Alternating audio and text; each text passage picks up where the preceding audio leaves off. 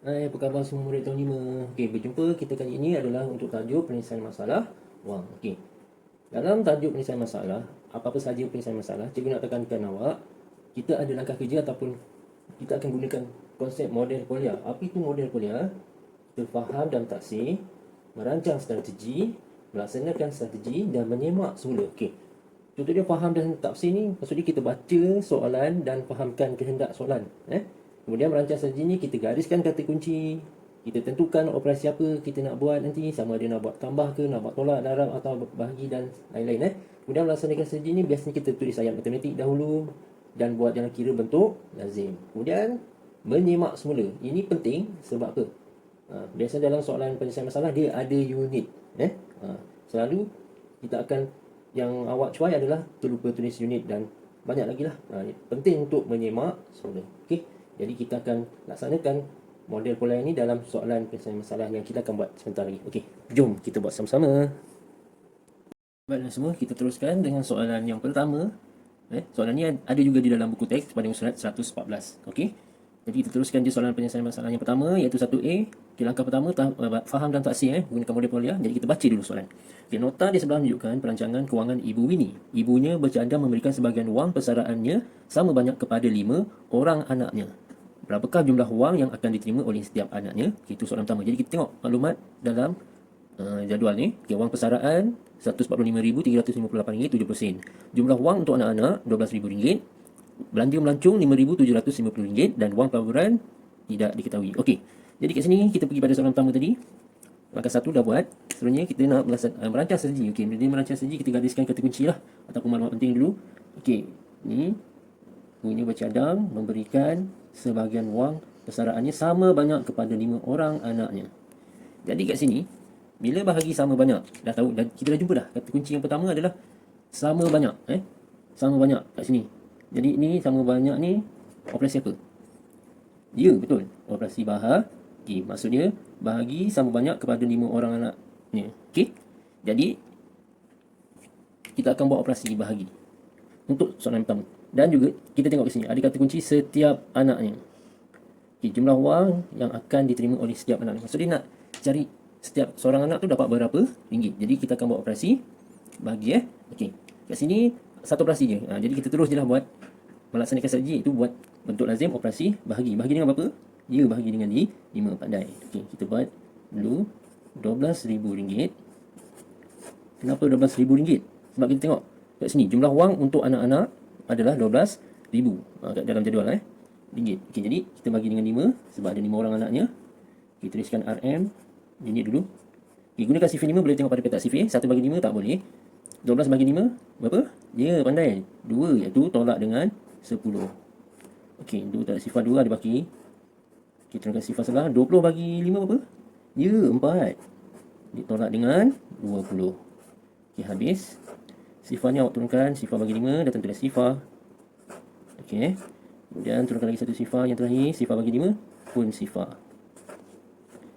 Okey, jadi jawapan dia setiap anaknya ataupun seorang anaknya akan dapat berapa ringgit? Ya, RM2,400. Okey, dalam jawapan ruangan jawapan ni dah tulis RM, jadi awak tulis nombor je RM2,400. Okey.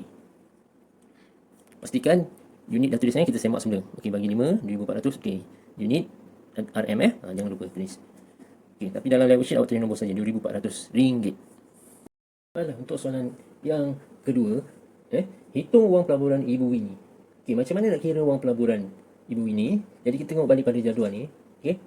Dalam jadual ni, belanja melancong ada nilai. Jumlah untuk wang untuk anak-anak ada nilai. Tapi pada wang pelaburan ni tak ada. Jadi kita tahu, yang ini biasanya maksudnya kita kira baki, iaitu operasi tolak. Betul tak? Okey, tapi kita ada cara yang lebih mudah, iaitu kita buat apa? Tambahkan jumlah wang untuk anak-anak dan juga belanja melancong. Lepas tu baru kita tolakkan daripada wang persaraan. Okey, kalau awak nak buat tolak 2 kali pun boleh juga, iaitu jumlah wang persaraan ni tolak dengan jumlah wang anaknya. Nanti dapat jawapan awak tolak pula dengan belanja melancong. Okey, tapi pada cikgu lebih suka tambah dulu. Sebab tambahkan lebih senang kan daripada kita buat tolak 2 kali. Kena kumpul semula lebih susah, agak lambat sikit lah. Okey, jadi lebih cepat kita tambah. Okey, jadi kita buat operasi apa dulu? Kita tambahkan dulu. Okey, jadi RM12,000 tambah dengan belanja melancong RM5,750. Okey, gariskan dengan kemas. Okey, 5 sifar tambah sifar, sifar tambah 5, 5, sifar tambah 7, 7, 2 tambah 5, 7, 1. Okey, RM unit yang aku tulis. Okey, dapatlah RM17,750. Okey, dah dapat jawapan dua nilai ni, jadi kita tolakkan daripada wang persaraannya. Okey, RM berapa tu? Ya, RM145,358.70. Okey, tolak dengan yang kita tambahkan tadi tu, belanja melancong dengan jumlah wang totalnya. Okey, macam mana nak tulis RM17,750 ni? Dia tak ada sen. Okey, jadi awak letak titik bulan dulu. Okey, jadi belakang sini nilai sen awak sifar. Okey, kita akan mulakan daripada 8 ya. Maksudnya bawah 8 dulu sifar, betul. 5, 7, 7, 1. Okey. Gariskan guna pembaris je. Okey, dan boleh gunakan pensel warna untuk buat garisan. Okey, titik bulan kita turunkan dulu. Okey, sifar tolak sifar, 7 tolak sifar 7, 8 tolak sifar 8, 5 tolak 5 sifar, 3 tolak 7 tak boleh pinjam sebelah. Sini 13 tolak 7 berapa? Ya, 6, pandai. Okey, 4 tolak 7 tak boleh pinjam daripada 4 jadi 3 dan dia akan jadi 14. 14 tolak 7, 7. Ya, betul. 3 tolak 1, 2, 1. Dan jangan lupa tulis RM. Okay, jadi jawapan dia RM127,608.70. Okey, dalam jawapan awak RM dah ada, jadi kita tulis nombor je 1, 2, 7, 6, sifar 8, 70 sen. Okey, jadi jawapan dia RM127,608.70. Okey, selesailah soalan 1A. Baiklah, untuk soalan B, okay, kita buat langkah faham dan taksir dulu, iaitu kita baca soalan. Kakak Jason menyimpan RM250 setiap bulan. Selepas 36 bulan, dia mengeluarkan RM7,850 untuk membayar wang pendahuluan sebuah kereta. Kira baki wang simpanan kakak Jason jika tidak termasuk faedah simpanan yang diterima. Ya, jadi soalan ni kita fahamkan dia nak kira apa? Baki wang simpanan. Baiklah, kita merancang strategi dulu, iaitu awak cari kata kunci ataupun gariskan maklumat penting. Jadi kat sini nampak ni, kakak Jason menyimpan RM250 setiap bulan. Selepas 36 bulan, dia memerlukan RM7,850. Okey, bermaksud setiap bulan RM250 simpan. Jadi selepas 36 bulan tu, berapa ringgit? Jadi kita kena buat operasi darab sebab baru kita tahu berapa ringgit selepas 36 bulan tu. Okey. Kemudian mengeluarkan RM7,850 ni untuk bayar wang pendahuluan sebuah kereta ni adalah operasi tolaklah sebab nak kira baki wang simpanan kakak Jason. Okey. Jadi kat sini langkah kerja yang pertama, tadi awak dah merancang sendiri, iaitu darab dulu. Lepas tu, baru tolak. Jadi, langkah yang ketiga awak laksanakanlah strategi tersebut, iaitu buat kiraan bentuk lazim, iaitu RM250 darab 36. Ini cikgu dah siap kira. Darab 2 digit Jadi akan dapat RM9,000. Selepas awak darab, barulah awak tolakkan dengan RM7,850 untuk kira baki wang simpanan kakak Jason. Jadi jawapannya adalah RM1,150. Okey, kita semak semula. Ya, pastikan unit RM awak tulis. Dan dalam ruangan jawapan awak tulis nombor saja. Dalam live worksheet tu RM dah ada, jadi awak tulis nombornya RM1,150. Jadi jawapan soalan B cikgu dah tunjukkan. Jangan lupa salin jalan kerja ni. Okey, kita akan teruskan soalan seterusnya. Okey, untuk soalan yang terakhir, kita baca dulu, iaitu langkah yang pertama, faham dan tafsir, iaitu sebuah syarikat mengagihkan keuntungan tahunan berjumlah RM102,000 sama banyak kepada 32 orang pekerja. Setiap pekerja syarikat itu juga diberikan RM1,200 bersempena dengan ulang tahun syarikat yang ke-10. Kira jumlah wang yang diterima oleh setiap pekerja. Okey, jadi kat sini langkah pertama kita dah buat, faham dan tafsir. Maksudnya kita nak kira jumlah wang yang diterima oleh setiap pekerja. Jadi langkah kedua merancang strategi. Jadi kita gariskan kata kunci ataupun maklumat penting okey ni, iaitu mengagihkan keuntungan tahunan RM102,000 sama banyak 32 orang pekerja. Okey, kemudian setiap pekerja diberikan RM1,200 sempena dengan ulang tahun syarikat. Okey, kira jumlah wang yang diterima oleh setiap pekerja. Okey, jadi kat sini agak-agak tahu tak operasi apa? Ada dua operasi kan? Operasi apa yang pertama? Ni mengagihkan sama banyak. Operasi apa? Ya, operasi bahagi. Langkah pertama awak akan buat operasi bagi. Lepas bahagi, operasi apa seterusnya? Ya, tambah. Ni perkataan jumlah kan. Jumlah ni tambah. Sebab dia dapat RM1,200 sempena ulang tahun syarikat. Okay, jadi strategi kita adalah bahagi dulu, kemudian baru tambah. Okey? Baiklah, tadi kita dah merancang strategi, iaitu yang pertama kita akan buat tambah. Bukan buat tambah, kita buat bahagi.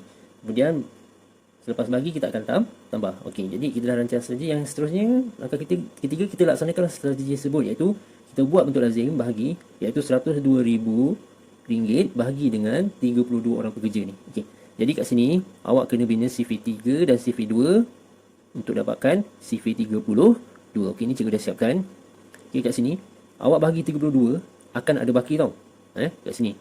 Ni, pada ringgit ni ada baki 16. Jadi awak kena sambung kira, tambahkan sen ni 2 sifar sebab sen sampai 10 sen. Betul tak? Okey, jadi awak kena tambahkan 2 sifar dan dia akan selesailah kat situ. So, akan dapat jawapan RM3,187.50. Okey, jadi seterusnya yang pertama bahagi kita dah buat. Jadi awak kena buat operasi apa seterusnya? Ya, kita kena buat operasi tambah. Jadi awak salin semula jawapan. Okey, RM3,187.50. Tambahkan dengan berapa? RM1,200 tu sempena ulang tahun, duit tambahan. Jadi kena, macam mana nak tulis 1,200 tu? Sebab ada sen, awak letak titik perpuluhan dulu. Sifar. Okey, 1,200 awak masukkan di belakang lah. Sifar 2 1. Okey, jadi sekarang dengan kemas guna pembaris ya. Okey, awak kira daripada belakang tambah. Jadi daripada sen kemudian ringgit. Jadi jawapan awak akan dapat RM4,387.50. Okey, jadi kita semak semula.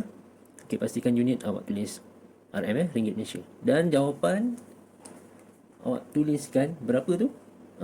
RM4,387.50. Awak tulis nombor saja sebab RM dah diberikan dalam live worksheet tu. Okey, jadi selesailah latihan kita kali ini. Okey, jadi cikgu harap awak yang ada pencetak di rumah boleh cetak dan tampal di dalam buku latihan. Bagi yang tiada, awak salin sahaja jalan kerja yang cikgu tunjukkan daripada awal video. Jadi awak salin jalan kerja sahaja yang menunjukkan jawapan. Jadi cikgu harap awak tahu cara untuk menyelesaikan soalan penyelesaian masalah. Dan jangan lupa biasa buat petak CV 5 soalan congak, kemudian hantar latihan live worksheet yang cikgu berikan. Okey, berjumpa lagi kita untuk PDPR yang akan datang. Okey, terima kasih. Bye bye semua.